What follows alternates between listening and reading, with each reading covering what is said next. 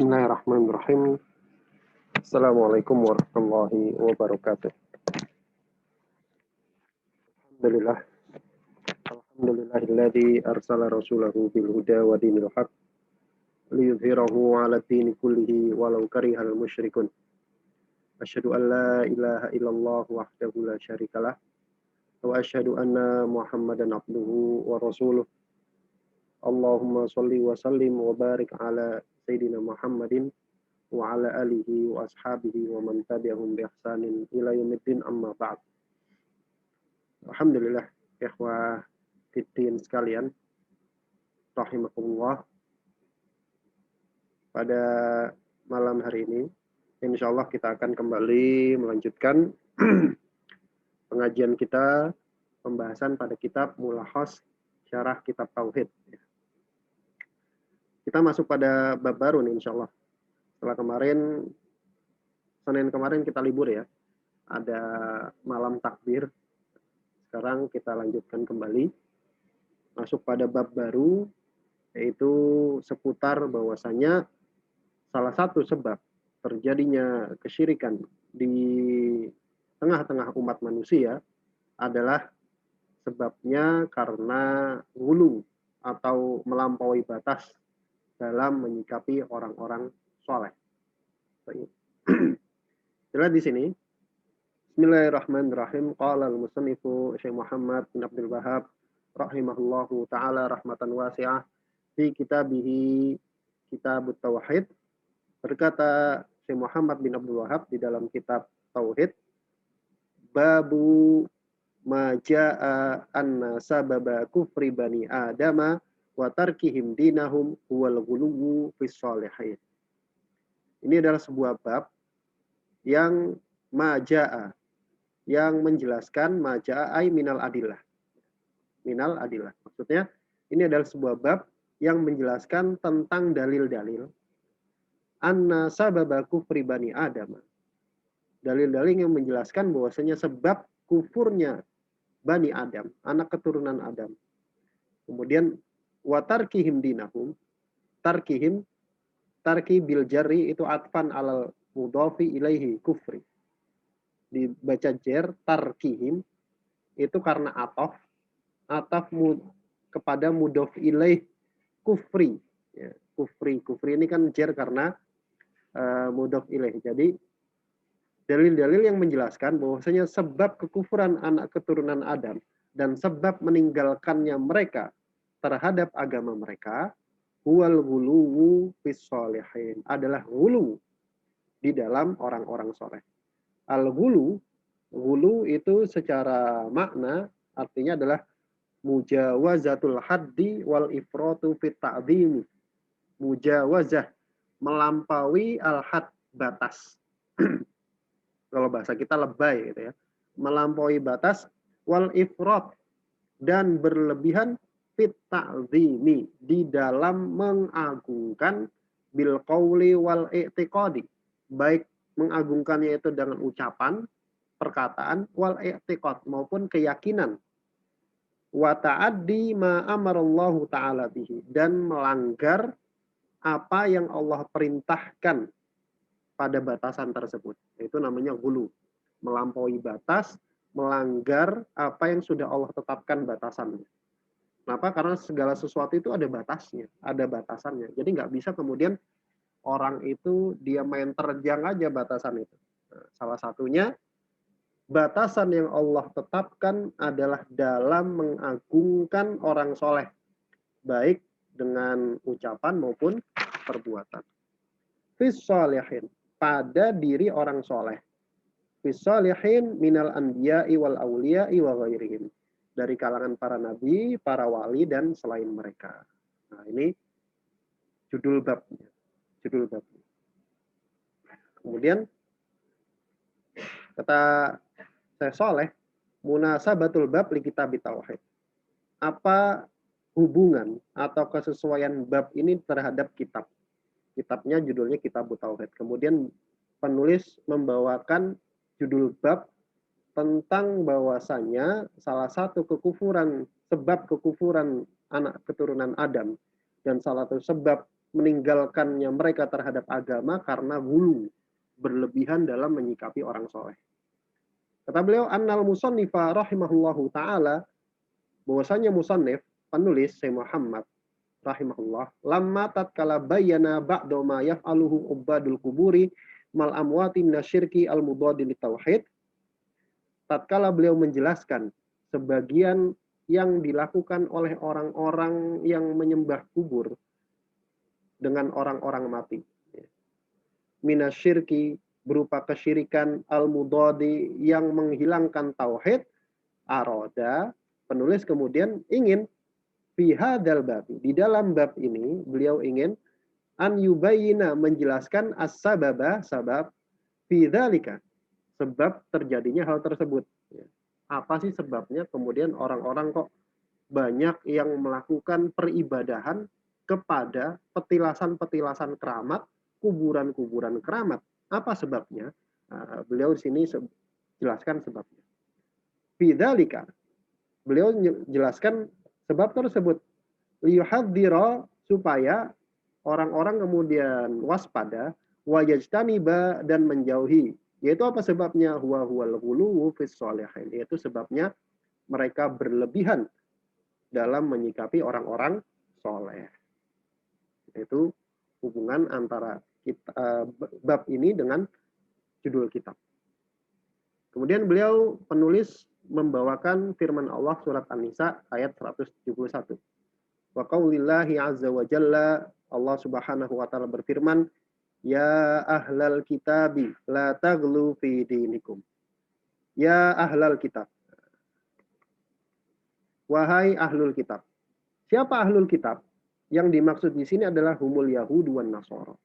Orang-orang Yahudi dan Nasrani. Apa? La taghlu fi dinikum. Jangan kalian berlebihan di dalam agama kalian. Nah, ternyata orang Yahudi dan Nasrani itu adalah orang yang gulu di dalam agamanya.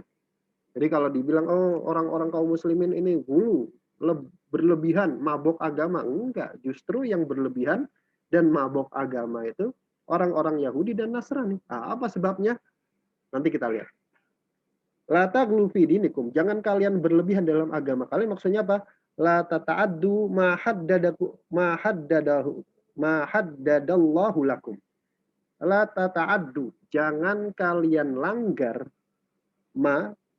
apa saja yang haddadallahu lakum. Allah tetapkan batasannya untuk kalian.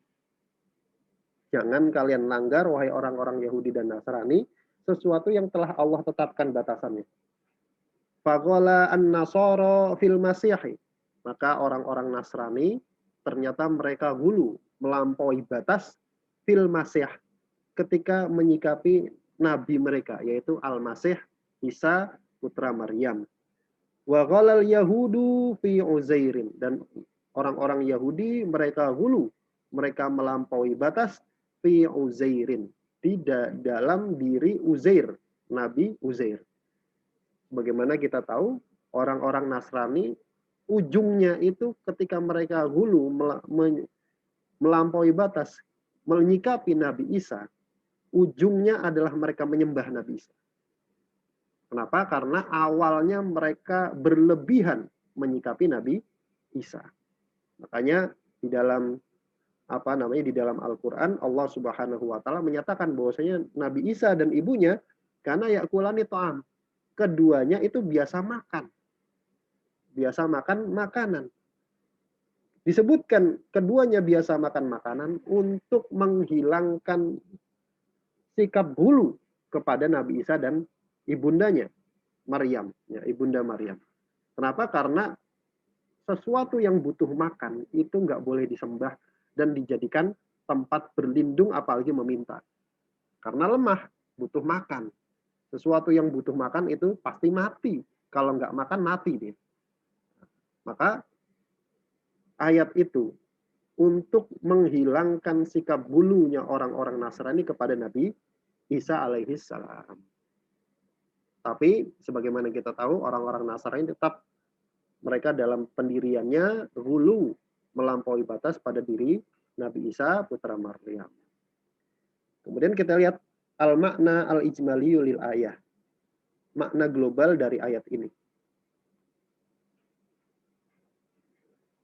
Nahallahu al-yahuda wan nasara an ta'addi ma haddadallahu lahum.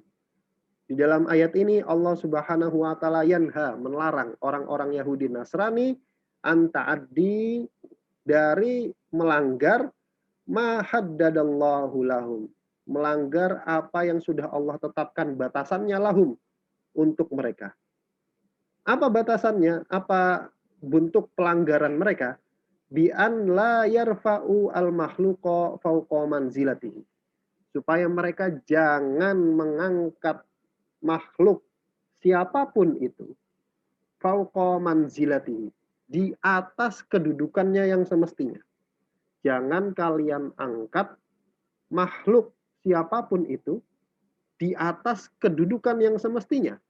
Allati anzalallahu, yang mana telah Allah tetapkan manzilah atau kedudukan bagi makhluk tersebut.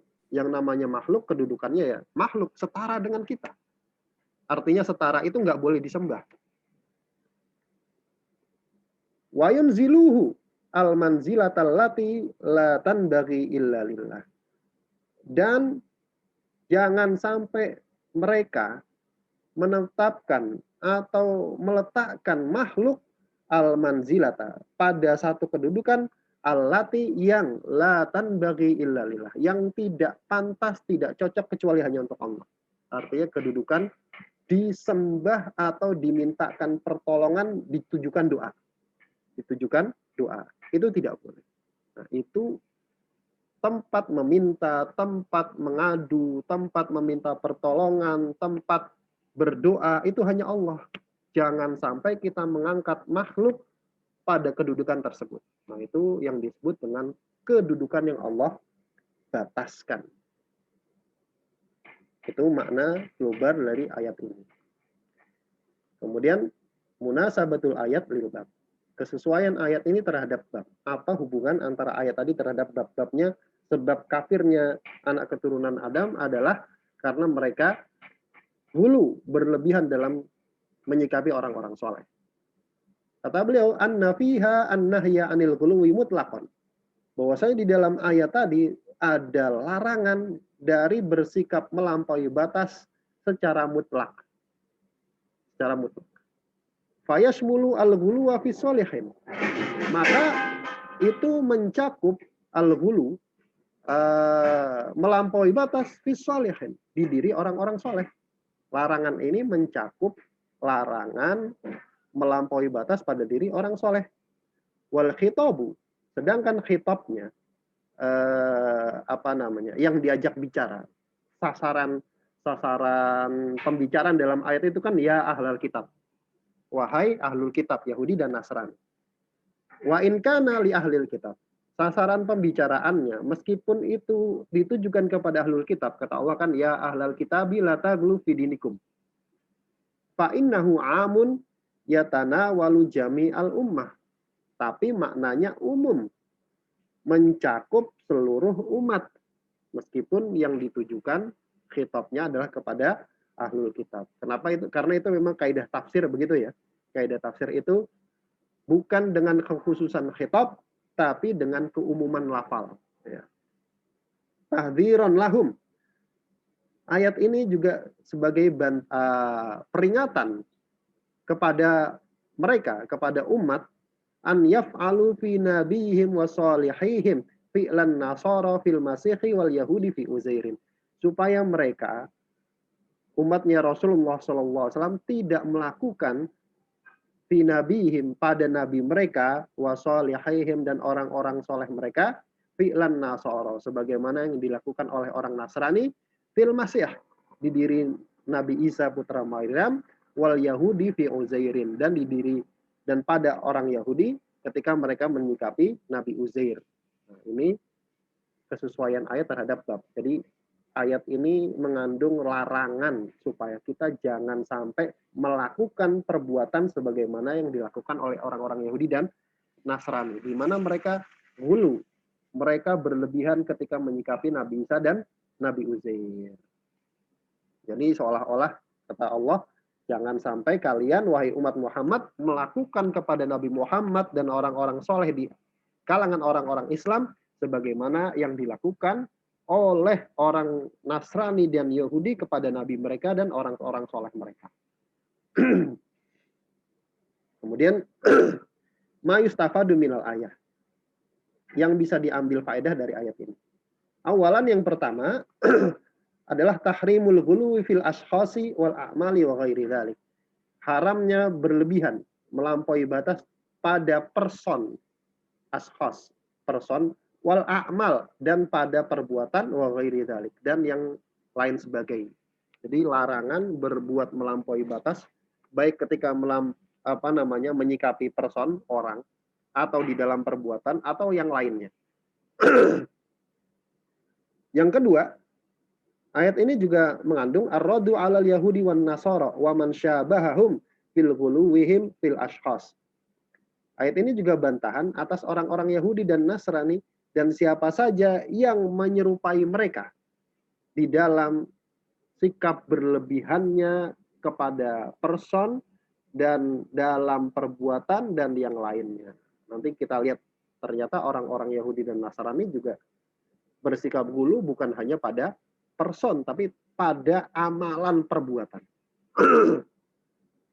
Yang ketiga, ayat ini juga al-hathu ala luzumil i'tidali fid dini wa jamil umuri baina janibail ifrati wal tafriyat. Ayat ini juga al-hathu merupakan motivasi ala luzumil i'tidal untuk senantiasa konsisten di atas i'tidal, di atas sikap pertengahan. Sikap adil di dalam agama, wa jami'il umur, dan di seluruh urusan. Adil bagaimana maksudnya? Baina janibail ifrat, antara sisi ifrat berlebihan, wa tafrid, dan meremehkan.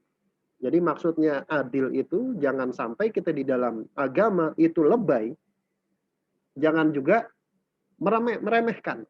Kita ada di tengah-tengah. Kemudian yang keempat, at-tahdziru minasyirki wasbabihi wa wasailihi. Ayat ini juga menunjukkan at-tahdzir, peringatan keras, ya. Minasyirki, dari kesyirikan, wasbabihi, dan sebab-sebabnya, wa wasailihi, dan wasilah-wasilah kesyirikan. Baik. Lanjutkan.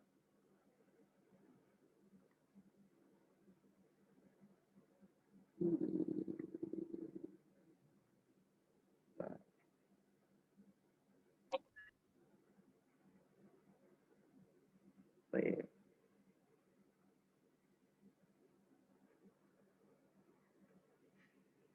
Kemudian kata beliau, fis sahih, di dalam kitab as-sahih.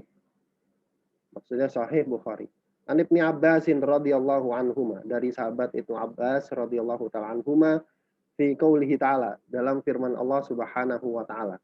Jadi kemudian Syekh Muhammad membawakan kalam atau perkataan Ibnu Abbas ketika menafsirkan surat Nuh ayat 23. Apa surat Nuh ayat 23? Wa qalu la tadarunna alihatakum wa la tadarunna waddaw wa la suwa'a wa la yaghutha wa ya'uqa wa nasra. Wa qalu, dan mereka tokoh-tokoh pembesar-pembesar dari kaum Nuh. Yang dimaksud qalu mereka ini siapa? Yaitu tokoh atau pembesarnya kaum Nuh. Mereka berkata kepada pengikutnya, kepada kaumnya, la tadarunna alihatakum. La tadarunna, jangan kalian tinggalkan alihatakum. Maksudnya, la tatsruku ibadataha. Jangan kalian tinggalkan beribadah kepada berhala tersebut. Wala tadarunna waddaw wala suwa'a wala yaghutha wa ya'uqa wa nasra. Kemudian wala tadarunna waddan ila akhirih. Dan juga jangan kalian tinggalkan wad, kemudian suwa, yaguth, ya'uq, nasr. Ini semua nama-nama berhala kaum Nuh. Nama-nama berhalanya kaum Nuh. Ai maksudnya la tatrukuha ula'i khususan. Jangan kalian tinggalkan wad, suwa, yaguth, ya'uq, nasr secara khusus. Ini atafnya ini kan khusus kepada am, ya. disebutkan secara global dulu, la tadurunna alihatakum. Jangan kalian tinggalkan menyembah berhala. Siapa berhala? Berhala tersebut. Dan jangan kalian tinggalkan menyembah Wat, Suwa, Yaguth, Ya'uq, dan Nasr. Nah, itu secara khusus kemudian disebutkan di ayat setelahnya. Qala, kemudian Ibnu Abbas mengatakan ketika menafsirkan ayat ini, hadil asma'u rijalin salihina min qaumi Nuhin. Wat, Suwa, Yaguth, Ya'uq, Nasr, ini adalah nama-nama orang soleh dari kaumnya Nabi Nuh. Nama-nama orang soleh dari kaumnya Nabi Nuh. Falamma halaku, maka tatkala mereka halaku, aimata ulaika solihuna wa hazana alaihim qaumuhum huznan syadidan. Dan orang-orang soleh itu kemudian mati, meninggal. Wa hazana alaihim qaumuhum. Kemudian kaumnya itu merasa sedih dengan kesedihan yang sangat. Maksudnya setelah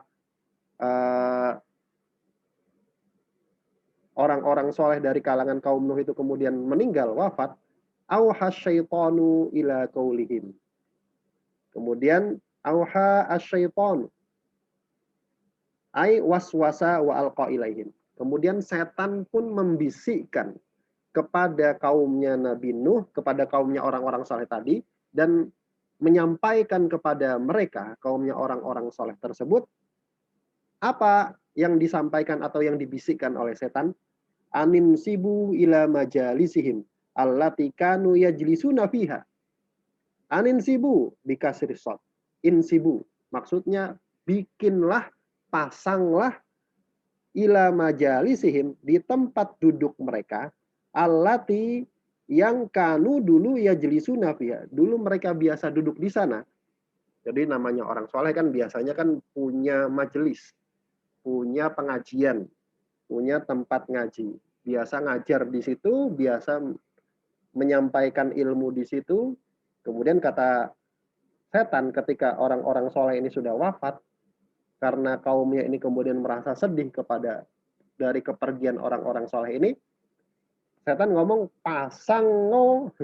pasanglah di tempat duduk mereka itu, apa yang dipasang? Asnaman, berhala. Ai asnaman musawwaratan ala suwarihim. Berhala, patung yang dibentuk sebagaimana bentuk mereka.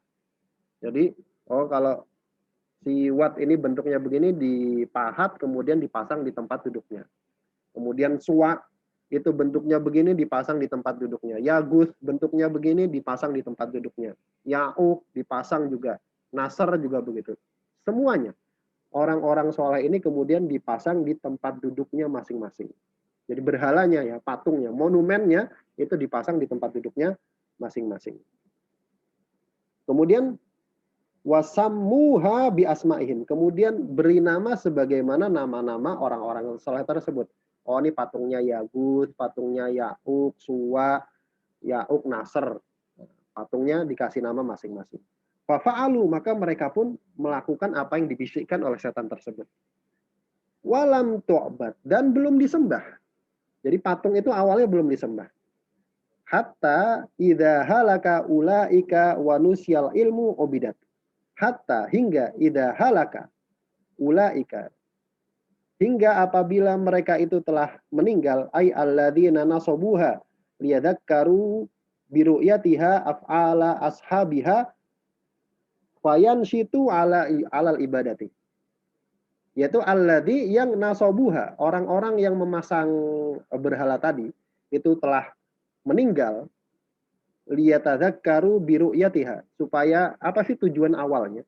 Tujuan awalnya masang monumen patung-patung orang soleh itu supaya mereka ingat dengan melihat patung orang soleh tersebut, af'ala ashabiha, perbuatan-perbuatan baik si berhala tadi dulu, perbuatan-perbuatan baik orang-orang soleh tadi.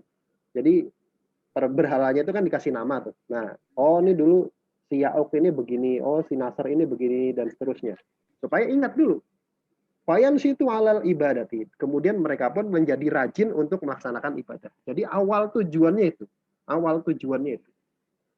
Maka ketika orang-orang generasi awal yang punya apa namanya, punya gawe gitu, membuat patung-patung tersebut meninggal, wanusial ilmu, kemudian ilmu dilupakan, aizalatil ma'rifatu wa qalapal juhalul ladina la yumayizuna baina syirki wa tauhid, dan hilanglah pengetahuan dan orang-orang bodoh yang mereka tidak bisa membedakan antara tauhid dan syirik ini ghalaba, menguasai, berkuasa, menggantikan generasi setelahnya, ubidat, maka patung-patung tadi pun disembah. Aitil kal asnama lamma qala lahumus syaitanu, yaitu menyembah patung-patung tadi tatkala setan berkata kepada mereka, inna aba'akum kanu ya'budunaha, sungguhnya bapak kalian dulu itu nyembah patung itu, maka sembahlah. Akhirnya disembah. Disembah. Baik. Kemudian al-makna al-ijmaliyul athar. Oh, ini belum ya. Qala Ibnul Qayyim, berkata Al-Imam Ibnul Qayyim rahimahullah, qala ghairu wahidin minas salaf. Yang menafsirkan seperti ini bukan cuma satu dari kalangan para salaf. Salah satunya tadi Ibnu Abbas ya. Jadi menafsirkan ayat surat Nuh tadi itu bukan cuma Ibnu Abbas. Bukan cuma Ibnu Abbas, banyak dari kalangan para salaf. Lamma matu akafu ala kuburihim. Tatkala orang-orang soleh ini meninggal, itu akafu, mereka iktikaf ala kuburihim, di atas kuburan mereka, tsumma sawwaru tamathilahum, kemudian mereka pun membentuk patung mereka, tsumma tala alaihimul amadu, kemudian berlalulah waktu yang panjang, fa'abaduhum, maka mereka pun menyembah patung tersebut. Siapa Ibnul Qayyim? Ibnul Qayyim huwal imamu al-alamah Muhammad bin Abi Bakar bin Ayyub Az-Zar'i Ad-Dimashqi tilmidhu Syekhul Islam Ibnu Taimiyah. Beliau adalah namanya Muhammad bin Abi Bakar bin Ayyub Az-Zar'i Ad-Dimashqi, muridnya dari Ibnu Taimiyah. Mata, beliau wafat sanata pada tahun 700 wa wahid wa khamsin minal hijrah rahimahullahu ta'ala, walahu mu'allafatun mufidatun masyhuratun. Beliau punya tulisan-tulisan yang bermanfaat dan yang terkenal. Baik. Kemudian makna global dari athar ini ya, dari athar itu apa ya? Perkataan sahabat ya. Yufassiru Ibnu Abbasin radhiyallahu anhuma. Ibnu Abbas radhiyallahu ta'ala anhu mentafsirkan hadil ayat al-karimata, ayat yang mulia ini, bi anna hadil alihata allati dzakarallahu anna qauma nuhin tawasau bil istimrari ala ibadatiha. Ayat yang mulia ini menjelaskan bahwasannya Tuhan-Tuhan ya, bi anna hadil alihata, bahwasanya Tuhan-Tuhan allati yang dzakarallahu, Allah sebutkan, yaitu tadi siapa? Wat, Suwa, Yagus, Ya'uq, Nasr, 5 itu yang Allah sebutkan, anna qauma nuhin, bahwasanya kaumnya Nabi Nuh tawasau, mereka itu saling berwasiat bil istimrari ala ibadatiha, untuk tetap teguh di atas menyembah berhala tersebut. Istimrar, jangan apa namanya, pokoknya yakin, nah gitu.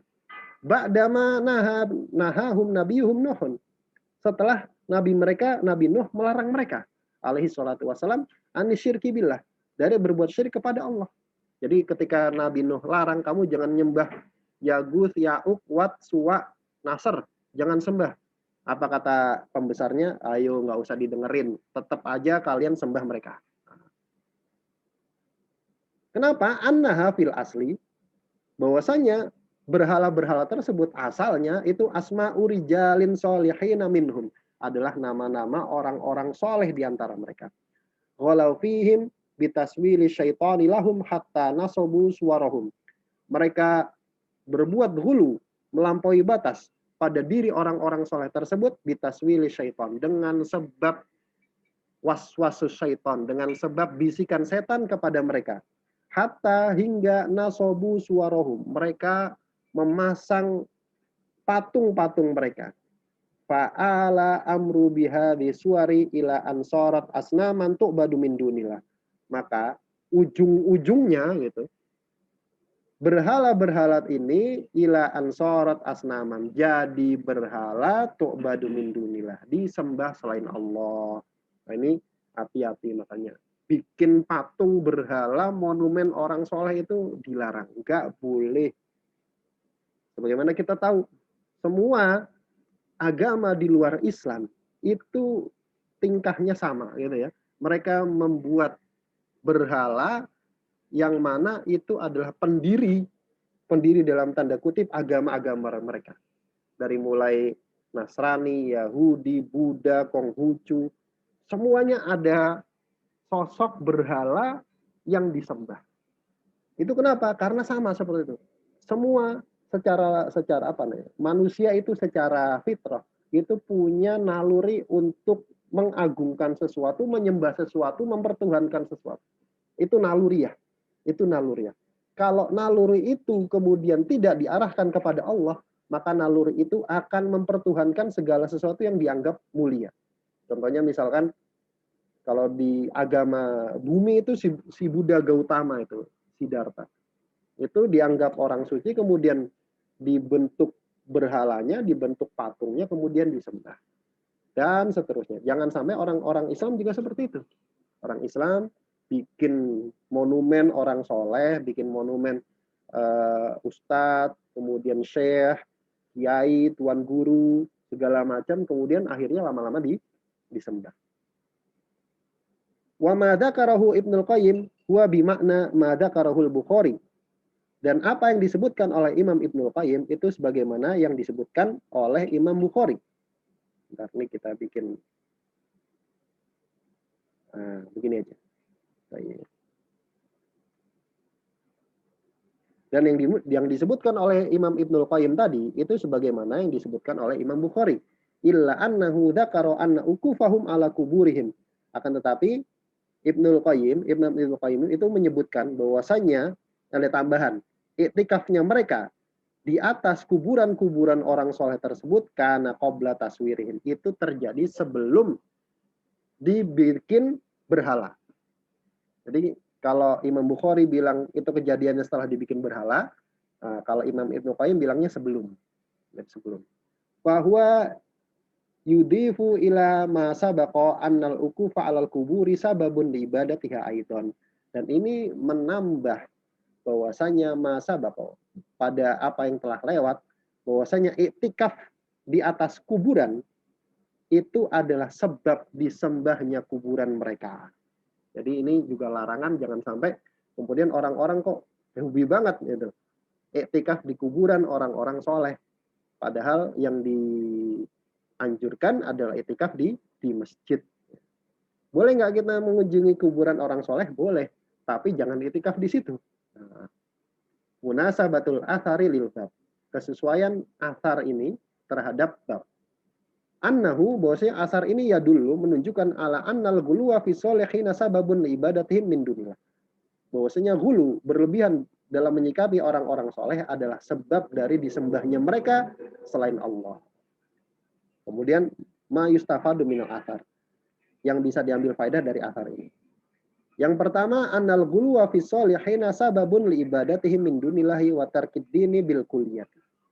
Bahwasanya ghulu, berlebihan dalam menyikapi orang-orang soleh adalah sebab dari disembahnya orang-orang soleh tersebut. Jadi ketika menyikapi orang soleh itu jangan berlebihan. Sebagaimana yang sudah Allah tetapkan saja. Ya, mereka itu orang soleh, kita punya dianjurkan untuk mengagungkan mereka, dianjurkan untuk memuliakan mereka, tapi jangan melampaui batas. Melampaui batas bagaimana? Ditempatkan sebagaimana kita menempatkan Nabi, ditempatkan kepada kedudukan Rabb, diminta doa ketika sudah meninggal ya, ditujukan doa, kemudian diminta pertolongan, kemudian sebagai perantara antara dia kepada Allah dan sebagainya. Itu tidak boleh. Itu yang disebut dengan ghulu. Wa tarkid dinil bil kulliyah, dan sebab ditinggalkannya agama secara keseluruhan. Kita lihat bagaimana berubahnya agama tauhid dari zaman Nabi Adam terus sampai kemudian di zamannya Nabi Nuh, itu semuanya berada di atas tauhid. Kapan itu berubah? Ketika mereka hulu di dalam menyikapi orang-orang soleh. Dan kesyirikan itu di eranya Nabi Nuh sampai sekarang itu sama. Sebabnya sama. Ketika mereka hulu kepada orang-orang soleh. Nanti kita akan belajar insya Allah di kitab Kasyfus Syubuhat. Itu nanti ada. Sanian yang kedua, at-tahwiru minat taswiri wa ta'liqi suwari la siyama suwaral udhama. Peringatan keras dari membuat patung dan menggantung atau memasang patung. Terlebih-lebih lagi patungnya orang-orang yang terpandang, tokoh-tokoh, itu tidak boleh. Salisan yang ketiga, at-tahdziru min makri syaitani wa ardihil batili fi suratil haq.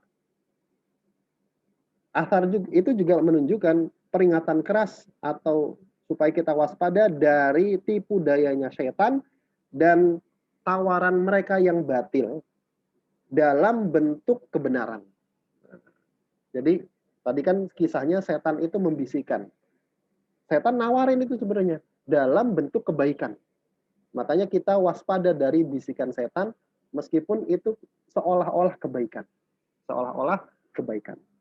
Yang keempat, at-tahdziru minal bidai wal muhdatsati walau hasuna qasdu fa'iliha. Peringatan keras dari perbuatan bid'ah dan muhdatsat, perbuatan-perbuatan yang baru walau hasuna qasdu fa'iliha. Meskipun niat yang melakukannya itu baik. Kan awalnya baik ya. Ini bid'ah nih. Bikin patung untuk menghormati orang soleh ini bid'ah. Ini bid'ah yang bisa mengantarkan kepada mukafirah bahkan. Dan ini yang diperingatkan secara keras. Jangan sampai kita berbuat sebagaimana yang diperbuat oleh orang-orang Yahudi dan Nasrani, bahkan kaumnya Nuh, yaitu berlebihan dalam mengagungkan orang soleh. Yang kelima, anna hadhihi wasailu ila syirki fa yajibu al-hadru minha. Bahwasanya hulu kepada orang soleh adalah wasilah, adalah perantara kepada kesyirikan, maka wajib untuk waspada dari perbuatan hulu kepada orang-orang soleh. Kemudian yang keenam, ma'rifatu qadri wujudil ilmi wa madarrati faqdihi. Asar ini juga menunjukkan bahwasanya ma'rifah, mengetahui qadri wujudil ilmi, pentingnya kelestarian ilmu, dan madarrati faqdihi. Dan ayat ini, asar ini juga menunjukkan bahwasanya bahayanya hilangnya ilmu. Jadi ini membuat kita tahu bahwasanya pentingnya kelestarian ilmu dan bahayanya hilangnya ilmu. Bagaimana hilangnya ilmu? Anna sababa faqdil ilmi huwa mautul ulama. Bahwasanya sebab hilangnya ilmu itu dengan kematian para ulama. Sebagaimana yang kita tahu, sekarang ini banyak sekali ustadz, ulama, syekh, tuan guru yang kemudian wafat ketika wabah ini. Dan ini juga jadi warning bagi kita.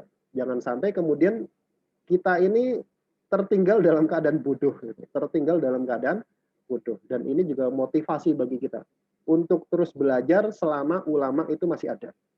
Jangan sampai nanti ketika ulama itu Allah cabut, kemudian tersisa orang-orang bodoh, kemudian kita menjadi sesat. Naudzubillah. Kemudian yang terakhir adalah at-tahdziru minat taklid. Asar ini juga menunjukkan peringatan keras dari bahaya taklid, membebek, ngikut-ngikutan tanpa tahu apa yang diikuti. Ikut aja.